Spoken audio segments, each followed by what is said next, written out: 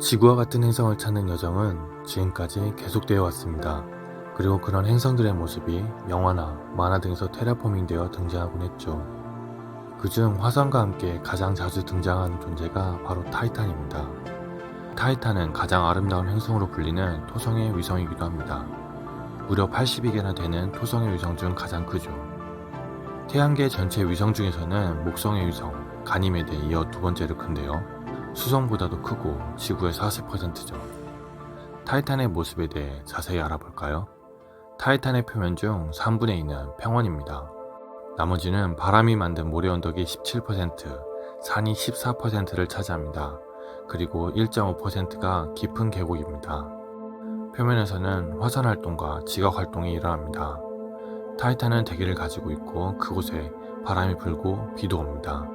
이 대기는 짙은 오렌지빛이며 질소가 많이 포함되어 있습니다. 대기압은 지구 평균보다 1.4배 높습니다. 이 높은 밀도의 대기가 위로 상당히 뻗어 있어 표면이 거의 보이지 않는다고 하는데요. 이로 인해 2004년 탐사선이 타이탄 표면에 도착하기 전까지 우리는 그 표면을 관측할 방법이 없었습니다. 타이탄의 중력은 지구의 8분의 1입니다. 만약 이곳에 갈 수만 있다면 조금의 손짓만으로도 떠다니며 생활할 수 있다고 하죠. 아마 우리가 걷는 지금의 직립보행 생활과는 다를 수 있습니다. 태양에서 14억 km로 꽤 멀리 떨어진 이 타이탄은 온도가 매우 낮죠. 평균 온도가 영하 179도, 최고 온도라고 해도 영하 99도죠. 아주 추운 곳입니다. 이러한 기후는 1억 년간 변한 적이 없다고 하는데요. 생명체가 살 수 있을 거란 상상을 하긴 어렵죠. 다만 지금까지는 지표면 깊은 아래 바닷물이 있을 것이고 그곳에 무언가 살고 있을 수도 있다는 가능성만 나온 것이죠. 이 바닷물이 존재해도 사해보다 염분이 상당히 높을 것입니다. 적어도 얼지 않으려면 농도가 상당해야겠죠. 때문에 복잡한 형태의 생명체, 그러니까 사람과 같은 고등 생명체는 나오기 힘들다는 추측만 할 뿐입니다. 하지만 지구에 유일하게 풍부한 질소 대기와 액체를 가졌다는 점에서 생명체가 있을 가능성이 크고 항상 지켜보아야 할 존재죠.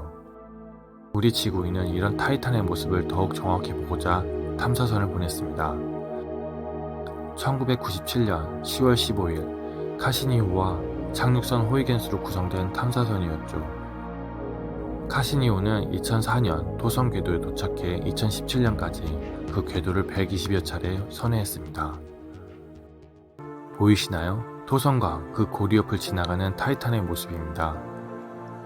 카시니호는 타이탄의 대기와 지형을 조사했습니다. 그렇게 임무를 다한 카시니호는 토성을 향하며 대기에서 그 생을 마감했습니다. 이는 발전원이었던 원자력, 즉 플루토늄이 토성에 있는 생명체를 멸종시킬 수도 있다는 판단에서 비롯된 것입니다. 카시니호가 화성 궤도에 도착한 후 호이겐스는 모선에서 분리되었습니다. 그리고 표면에 착륙하며 수백 장의 사진과 대기 성분 분석 값을 보냈습니다. 카시니 호이겐스 탐사는 타이탄의 많은 모습을 알게 했습니다. 강, 바다, 호수, 삼각주와 함께 액체가 있음을 확인시켜 주었죠. 그리고 이러한 액체가 구름이 되고 비가 되어 순화한다는 사실도 알게 해주었습니다. 날씨라는 게 존재하는 것이죠. 즉 타이탄에는 액체가 안정적으로 그 흐름을 유지하고 있고 이는 지구 외에 처음으로 발견된 모습이었습니다. 보시는 것은 리게이아 해로서 남한 면적보다 큰 호수입니다. 강 줄기도 볼 수 있는데요. 사실 이런 액체의 대부분은 석유나 천연가스 성분이 탄화수소, 메탄 등으로 이루어져 있습니다.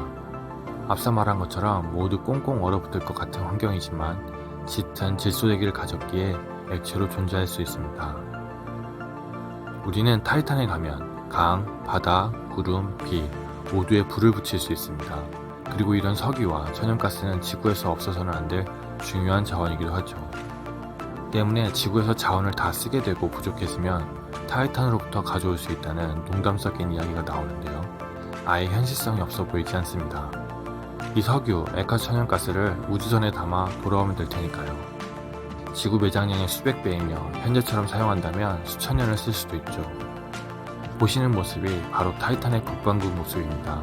앞서 말한 액체 메탄 호수가 햇빛에 반사되어 반짝이고 있습니다. 더 놀라운 발견 중 하나는 카시니 탐사선이 이 대기에서 폴리프로필렌이라는 물질을 검출했다는 것입니다. 우리는 지구에서 이 물질을 합성해 플라스틱을 만들고 있죠. 지구에서 흔히 사용되는 제품의 원재료가 지속적으로 이곳에서 발견되고 있는 것입니다. 그래서 과학자들은 더욱 타이탄에 관심을 두고 있죠. 우리가 타이탄에 살고 있다고 상상해 볼까요? 아마 풍부한 석유와 액화천연가스로 매서운 추위를 이겨내고 있을 것입니다. 플라스틱을 건축자재로 활용하여 돔 형태의 집을 지었겠죠. 그리고 그 안에서 감자와 고구마, 그리고 다양한 동식물을 키우며 식량을 확보하려고 할 것입니다. 물론 우리는 호흡장치를 착용해야 합니다. 그리고 전기와 빛을 발생시키기 위해 태양열판을 도처에 설치했겠죠. 하지만 태양에서 상당히 멀고 혹독한 추위에 무용지물일 것입니다. 아니면 화학발전을 통해 전기를 생산했겠죠. 도처에 널린 게 석유와 천연가스니까요. 다른 상상을 해볼까요? 사실 생명체가 살아가기 위해서는 많은 조건이 충족되어야 하고 필요로 합니다. 하지만 이도 지구인인 우리를 기준으로 생각해 본 것이지요. 만약 석유를 물처럼 마시고 영하 179도를 우리의 겨울과 같이 느끼는 무언가 있다면 어떨까요? 그런 생명체가 살고 있다면 우리는 타이탄에 살고 있는 외계인의 존재에 직접 마주하는 것일 겁니다. 사실 타이탄에 대한 탐사는 계속 이어지고 있습니다. 그래서 나사의 드래곤플라이라는 미션이 준비되어 있죠. 드론을 보내서 생명의 기원을 찾는 것입니다. 두꺼운 대기로 가득 찬 타이탄에서는 드론을 띄우기 상당히 적합하죠. 대기 밀도는 높은 데 비해 중력이 지구의 8분의 1 수준밖에 안 되니 비행체가 날기 좋습니다. 드래곤플라이는 원자력 전지를 사용하게 될 것입니다. 4kg은 플루토늄으로부터 나오는 원자력 에너지를 사용하게 될 것인데요. 이는 완충 시 8km를 날아갈 수 있게 합니다. 타이탄의 지표면이 거친 환경을 가진 만큼 날아오른 뒤 탐사하기 좋은 환경으로 이동하는 방식이 될 것입니다. 그동안의 탐사선 경험을 통해 나사는 보다 정밀하고 광범위한 분석이 가능한 장치를 탑재합니다. 드릴로 구멍을 뚫어 다양한 것을 분석할 것입니다. 대기를 포집하기도 하고 사진을 찍고 소리를 녹음할 수도 있죠. 초기 생명의 기원을 찾기 위해서는 DNA와 같은 의미 있는 단서들을 찾아내야 할 것입니다. 과연 찾을 수 있을까요? 그리고 그 모습을 우리에게 보여줄 수 있을까요? 어떤 모습일까요?